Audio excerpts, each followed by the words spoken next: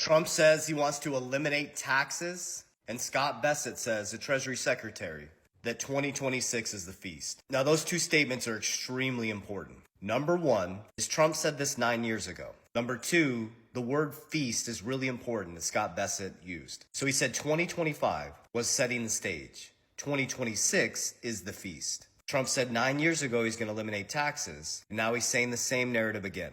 So what we need to understand is how to navigate this. You don't need the next best crypto, the next best investment. You need to understand the word feast, famine. Over 200 years, there's been 30 massive market collapses. You need a system, not the next best crypto, not the hype, not the hopium, a system. Because just like Scott Bessent said, they set the stage for the feast. You need to understand economic cycles. Now remember, before 1913, we used to tariff other countries. Then after 1913, going into 1915, the 16th Amendment, making income tax constitutional, was designed to tax the wealthy, but it bled down into the middle class and the working class. And so since 1913, the Federal Reserve, which is a federal nor reserve, has collapsed our dollars 96 to 97%. We stopped tariffing other countries and started taxing our own people, which put us into a monetary debt enslavement system. So now Trump is stating he's going to eliminate taxes. He said that 9 years ago. I wouldn't bank on any of this stuff. I would prepare. Don't wait for saviors.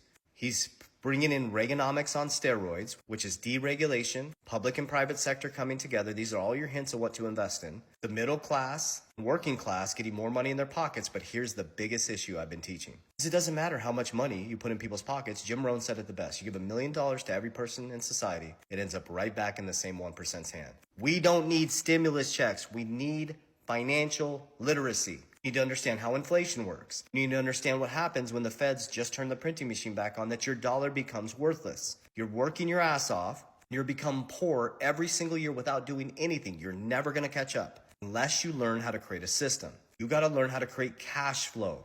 If they eliminate taxes or put more money in your pocket and they start giving you stimulus checks, you better learn how to invest because your dollar is worthless. If they lower taxes and they lower interest rates and they print a shitload of money, you actually become poor because the dollar they're giving you becomes worth less and they're taking the printed money and investing in assets. It's not by chance that Trump Media is climbing up in the top 10 in Bitcoin treasuries. It's not by chance that American Bitcoin, Eric Trump, is one of the fastest growing Bitcoin treasuries. It's not by chance that Strategy B is the #1 Bitcoin treasury and BlackRock is the #3 holder in their Bitcoin treasury company, Strategy B, and BlackRock is the #1 holder in Bitcoin. Now, I'm not saying you have to invest in crypto. What I'm saying is you have to learn how to beat inflation. What assets will beat the devaluation of your currency? Why do you think gold and